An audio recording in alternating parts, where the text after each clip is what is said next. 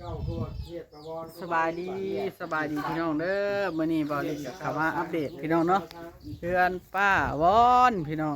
ว่าเพิ่นเฮ็ดไปฮอดไสแล้วเพราะว่าทางเอื้อยจุลี่เพิ่นว่าถ้าเฮ็ดแล้วจังขึ้นเด้อเพิ่นว่าเนาะพี่น้องก็เฮาเช่าได้เช่าจ้างสร้างไปแล้วก็เลยให้ทั้งสองพ่อลูกเพิ่นน่ะเป็นผู้เฮ็ดพี่น้องเนาะบัดนี้น่ะเพิ่นเฮ็ดยามใดแล้วยามใดก็จังขึ้นก็ได้พี่น้องเนาะที่เธอพี่น้องเอ้ยจักเพิ่นเฮ็ดไปฮอดไสแล้วมื้อนี้คือบ่เห็นไอ้นายพี่น้องเอ้ยเนาะต่อมาก็เพิ่นกำลังทาสีกระดิ่งกระเด้งเพิ่นนั่นละพี่น้องเนาะแต่ก่อนอื่นก็ต้องขอบุญขอบคุณเอื้อจุลี่หลายๆเด้อที่เฮ็ดเฮือนให้ป้าวอนเนาะกับป้าวอนกับเป็นคนที่น่าสงสารอยู่พี่น้องเนาะเราเป็นคนที่ว่าอันนั้นเนาะพี่น้องเนาะเป็นคนที่พิการว่าซั่นซะเป็นคนพิการและก็เอื้อจุลี่เพิ่นให้การปิ้นปัวและก็ให้การช่วยเหลือได้ด้านเฮือนซ่านบ้านช่องเนาะก็ดีใจได้พี่น้องเอ้ยช่วยคนที่บ่มีโอกาสได้เดินได้ย่างพี่น้องมีแต่ว่าต่อไปกับอันนั้นพี่น้องเนาะต่อไปก็มีแต่ว่าเบิ่งไปเรื่อยๆฝากติดตามเบาโอลิแหน่เด้อพี่น้องเบิดสุปูสุคนแล้วเพิ่นเฮ็ดแล้วเฮ็ดหยังเพิ่นละจังว่ากันเนาะไปเบิ่งนำกันอีกเทื่อนึงพี่น้อง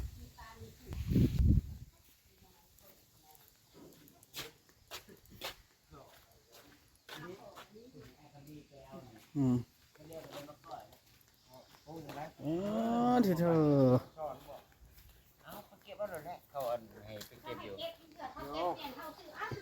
เดี๋ยวไปดีป่ะโอ๊ตเช้าเครียดกันละบ่เศร้าแล้วอย่าเครียดกันอย่าเครียดกันบ่เครียดค่อยบ่นี่อย่าเครียดค่อยได้เครียดใจเห็นหยังเด้ทุกอย่างมิจะได้จากเจ้าว่าสิว่าเครียดเจ้าดีใจน้ำดีใจดีใจน้ำบาดนี่ดีใจน้ำหักแพงกันกับน้าสาวกับป้าเนาะป้าบอนเนาะแม่แพงกันคือกันสิบ่สั่งเจ้าเฮ็ดไปสั่งนี่นี่เอ้าเฮ้ยเพิ่นท่ามักกระดิ่งกันได้นี่แต่ว่ายังบ่แล้วเนาะเอาท่านี่อันนี้เนี่ยท่าสีขาวใช่คนนี้ได้ตัวนี้เดี๋ยวลุงเอาสีขาวนะอย่ามันจะท่านี่กับท่าทับรถมันเป็นสีขาวมันท่าทับได้สีขาวที่ว่าท่า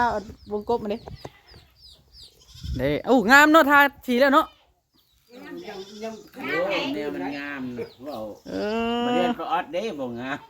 ก็ได้แล้วสำหรับอยู่ผู้เดียวเนาะเพราะว่าฝัดอันนี้นี่ว่าเพื่อลูกเพื่อเต้าเพื่อลูกเพื่อหลานผู้น้อยเด้นี่เพิ่นขออนุญาตเด้อไปก่อนขึ้นเพื่อนเพราะว่าเด้หลังมันใหญ่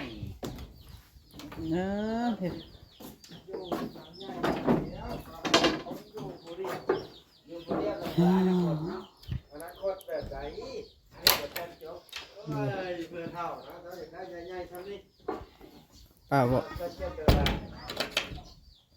ผมมียังกะเอาเพื่ออาสาเล็กจำนองเด้พี่น้อง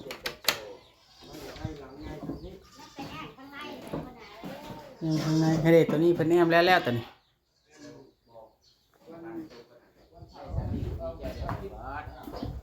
บริเกียรบริสร้างพวกเจ้าเด้อ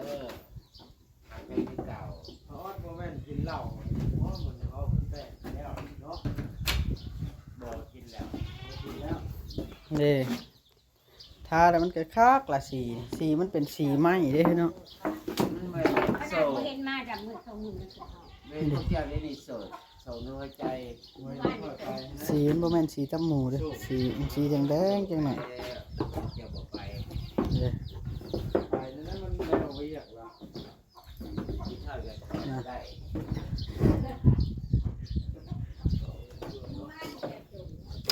นี่เป็น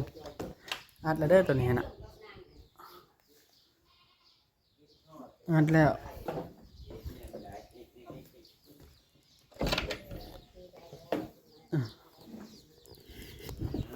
เนี่ยเดี๋ยวกำลังแล้วสำนี้บันไดก็ยังหมดแล้วอยู่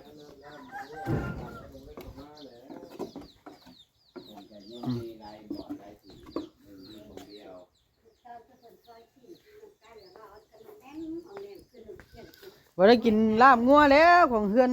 บ่แล้วจะเคือไอ้นายก็ข้าไปเวียกอื่นไปซอยเดียวตุ้ยนั่นเลย นี่แล้วนะ มื้อนี้มื้ออื่นแล้ว นี่แหละไปมื้อนี่ ก็สั่งจอดไปน้ำกันใด เออ จะบอสตันเลยผมมามันบริษัทวัฒหาวัฒนเบศให้คนมาจุกแจกขี่ได้แห่งนี้ คน จะ นอนตื่น ตะกี้คือว่าเรียบง่าย เฮ้ย โลโลอยู่ซ้าย ไอ้เถิดโทรมา อยู่ซ้าย อ่ะบาวอนบัดนั่นแล้วผู้ใดจังขึ้นนะ โดย เสร็จแล้วทั้งในทั้งนอกผู้ใด สบายโดย จังขึ้นนั่น โดย โอ้ยนาง ก็น้อยบ่ได้ว่าดีใด นี่ตะนอนนาง บ่อันบ่ว่าแนวใดเนี่ยได้สักข่อยนี่แล้วบ่ว่าแนวใดแต่เจ้าเฮ็ดช้า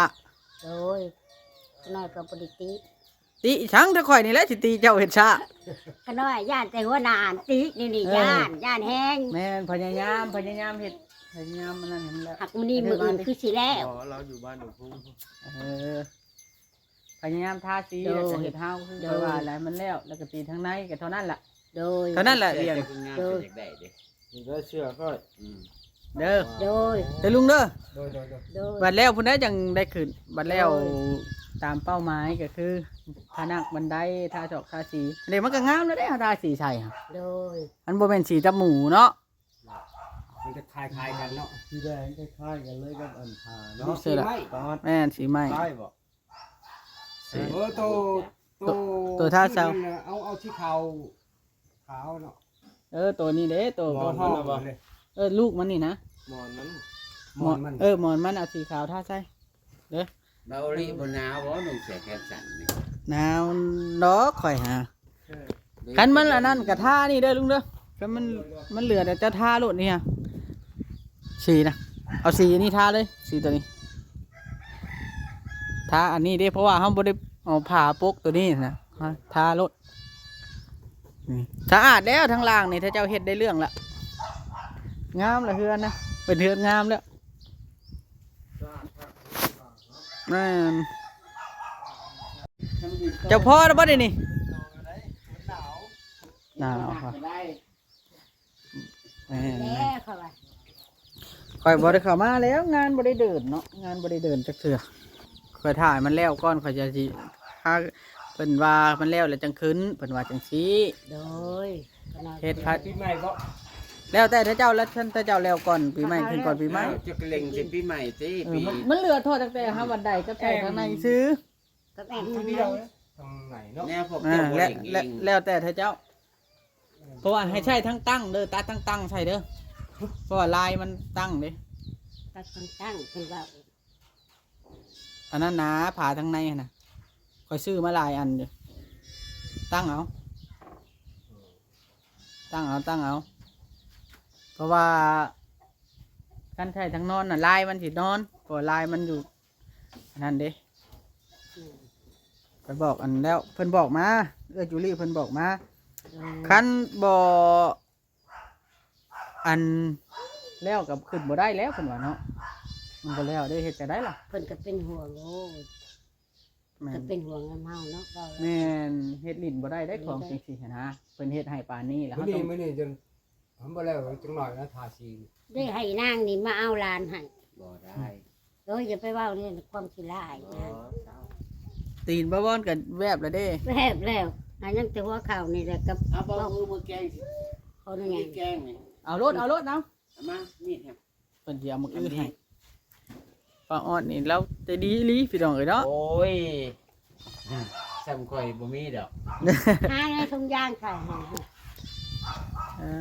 ที่แต่ดีใจนะป้าวันมีแต่ว่าพากันคุ้มเฮ็ดให้มันแล้ว โดย แต่เจ้าเด้อ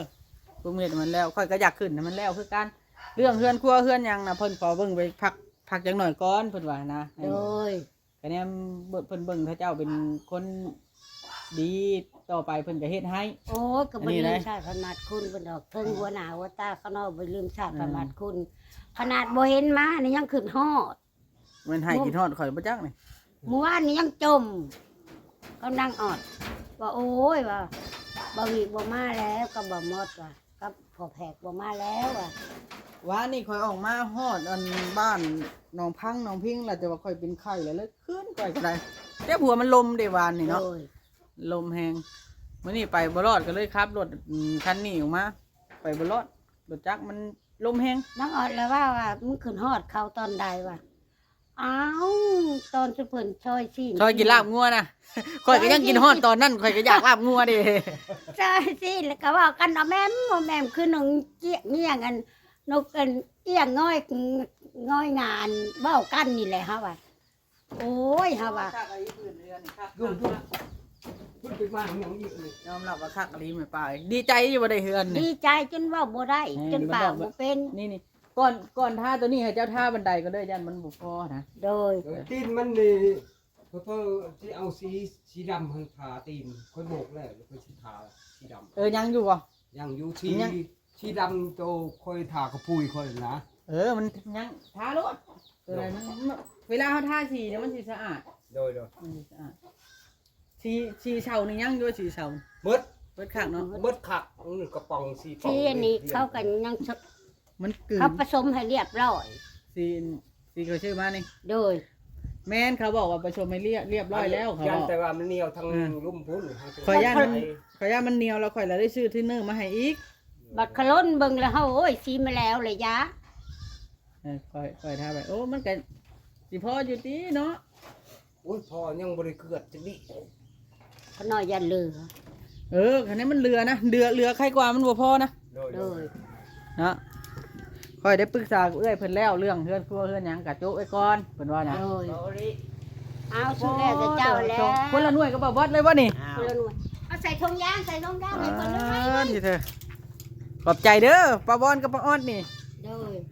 2 คนพอดีแกงบ่นี่หรือมันพอโจ้แล้ว ดีแกง ผู้ดีแกงหน่วยบักใหญ่อย่างนี้ได้หน่วยใหญ่ซั่นนี่ โอ้ดิเธอแกงใช่หน่อไม้เนาะ แล้วแต่อย่างนี้ก็ได้ ป่นจะกบก็ได้ฮะอันอื่นแม่นถ้าก่อยป่นจะกบก็คัก พอคนจะกินแบบไหนกัน โอ้เว้นนั้นใหญ่โพดบ่จ้ากินบ่เบิดแล้วบัดนี้ว่าคือบ่เอาหน่วยเดียว โอ้ย บ่คนละหน่วยโลด 2 คนกับ2หน่วยเนาะ ต้องฝากนะไปฝากบ่บอสพุ่นนี่ดิ เอาใส่โลด อย่าหอมแก้มแล้วนี่เด้อ โอ้ย บ่บอสนอดเอ้ยป้าออดมีของฝากให้แล้วหอมแก้มนี่เด้อ นี่ล่ะบ่เครียดกันกะม่วนไปนี่ล่ะอย่าไปหาแนวเครียดกันเนาะ ให้คอยอันบ่ได้ให้ยอดอีจังนี่มันน่ะให้ยอดเอาไปหาคนอาหารไม้หมักพริกเก่าบ่หมักคุยงูหมักยาญูมาต้มกินคอยแล้วเอาเด้อกูหามึงบ่บอกกูก็อย่ากูหาจะไปอยู่กูหา เดี๋ยวรถไทยไปก่อนเนาะเอาบัดนี้ค่อยสิได้กลับก็เด้อมีแต่ว่าพยายามเฮ็ดเด้อลุงเด้อ โดยขอบใจแล้ว โดยเพิ่นเห็นเพิ่นแม่นมีแต่ว่าเฮาบ่ลืมบุญคุณเพิ่นก็ สาธมาคุณ เพิ่นน่ะดีใจอยู่เห็นแต่เจ้ามีอันการเคารพนับถือเพิ่นว่าน่ะบ่ประมาทเพิ่น กลัวจะคู่อีกกลัวเทวดาอีก มีแต่ว่าดีใจ